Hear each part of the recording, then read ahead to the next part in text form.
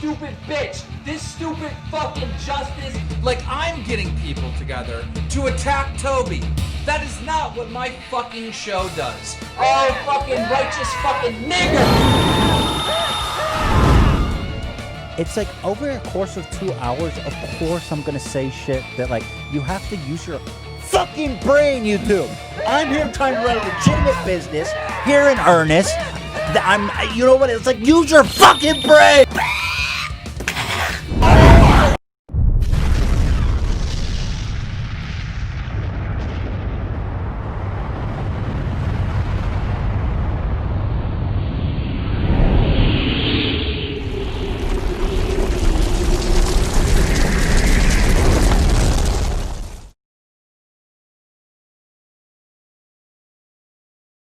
People need to know where this dude lives. I doxed Destiny. Don't you just love it when there's a pandemic, killer hornets, wildfires, and the threat of World War III in the span of 6 months?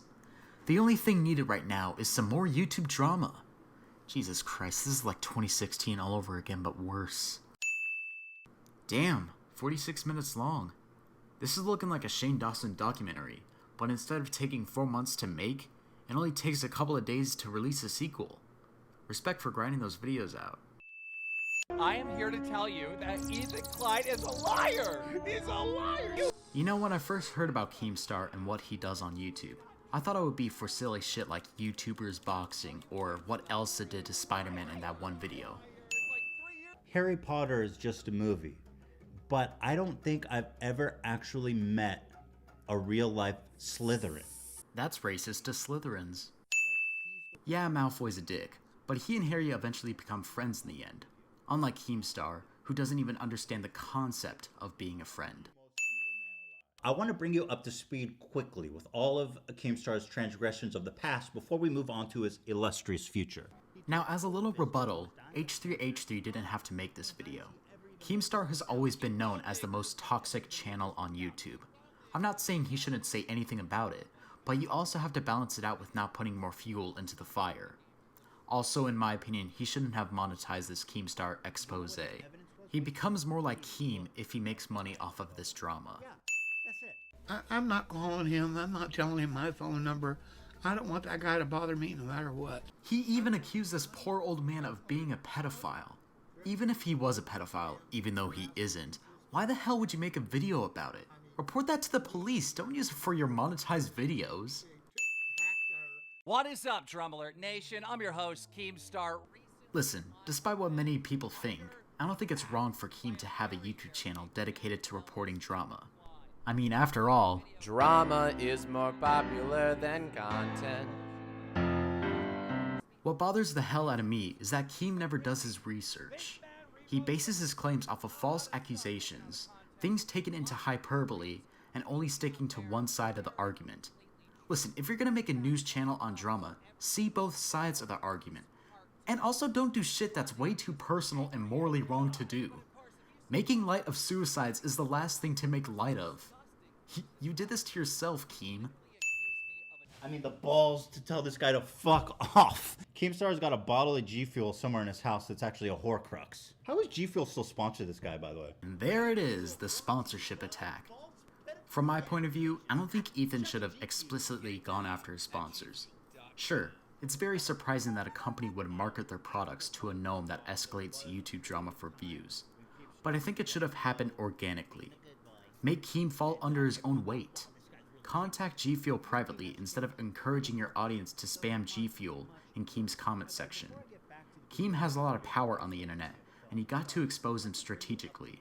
Hell, Keem could just grab some controversial shit that you've done in the past, and make you lose sponsorships. Keemstar is the bad guy in this situation, but you've got to be smart about this, Ethan. Come out of this as the better man and be a pacifist about it. People need to know where this dude lives. Now I'm gonna get swatted. Look at them all there. They're fucking everywhere. Keemstar, you idiot! You're wasting these officers' time by trying to dox him. Why the fuck would you get the police involved? If I was a douchebag that markets off of drama and uses hate speech towards other people, I would stay the hell away from the police.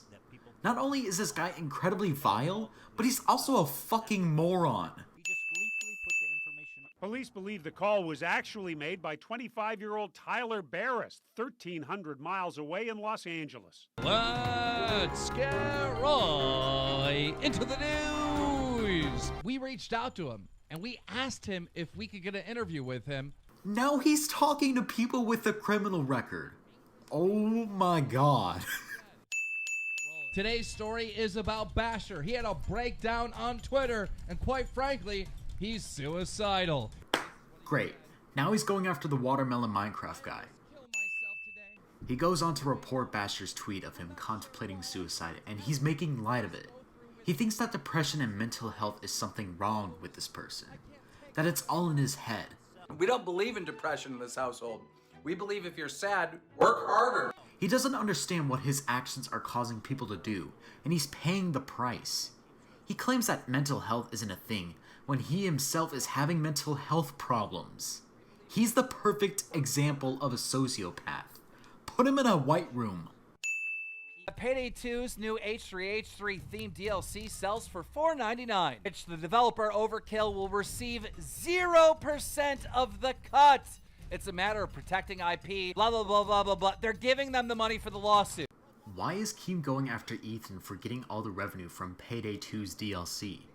He claims he's getting that money solely for the lawsuit. Do you honestly think that a video game company would risk their business by interfering in their client's drama? No, of course not. Starbreeze Studios is giving him the money because they're using his likeness. It's to protect IP and to be fair with copyright laws. Quit making shit up, Keem, for your own gain. Like, I feel like this dude is gonna try to kill himself, so I get in trouble. Bro, instead of playing the victim, turn around and help the guy. We've given you so many chances, Keem, and you just can't seem to figure it out. Quit being an asshole and hug it out, you absolute crybaby. But the most damning thing that he accused me of is killing Etika. A lot of people on the internet think that Keem is the one solely responsible for Etika's unfortunate passing. He isn't, but this guy was one of the biggest people to fuel that thought into his mind. This man has no compassion, no sincerity. You need to use your words carefully. Just care a little, Keemstar. If it's just a simulation, who cares? Yes, I said that. I said that to Etika. But why did I say it to him? If you don't think this is real, then why live? Listen, just because the world might be fake doesn't mean that it isn't a life worth living.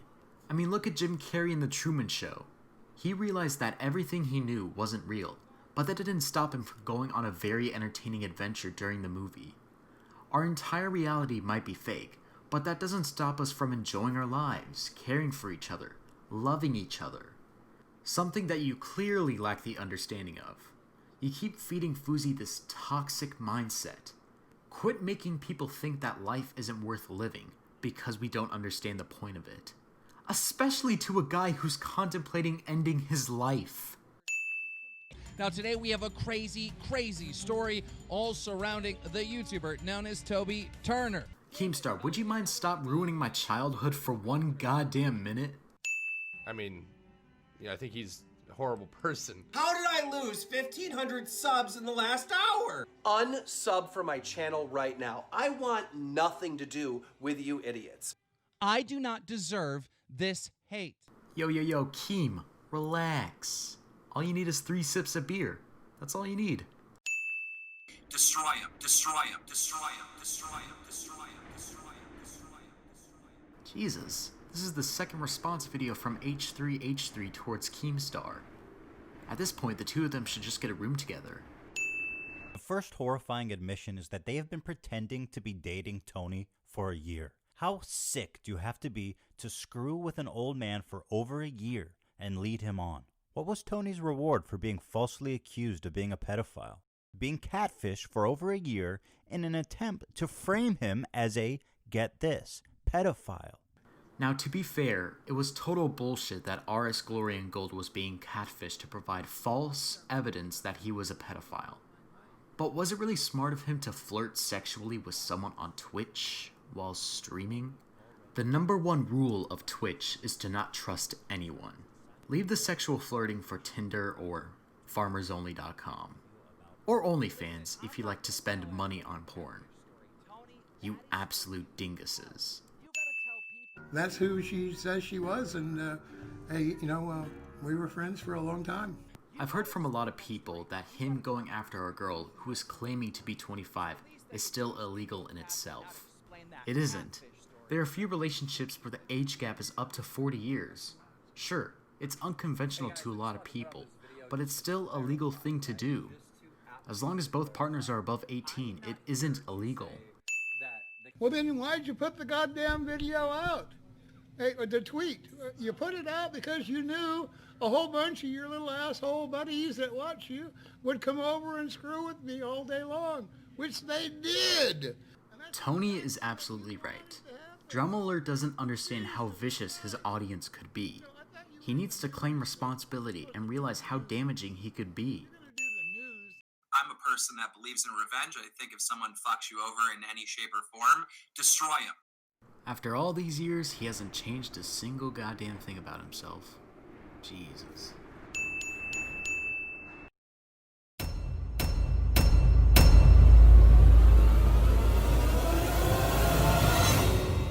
You only need like 3 sips. Brought to you by Dr. Daniel Keemstar. Hey, Peter Griffin here. Subscribe to JPQ Stevens. Yeah.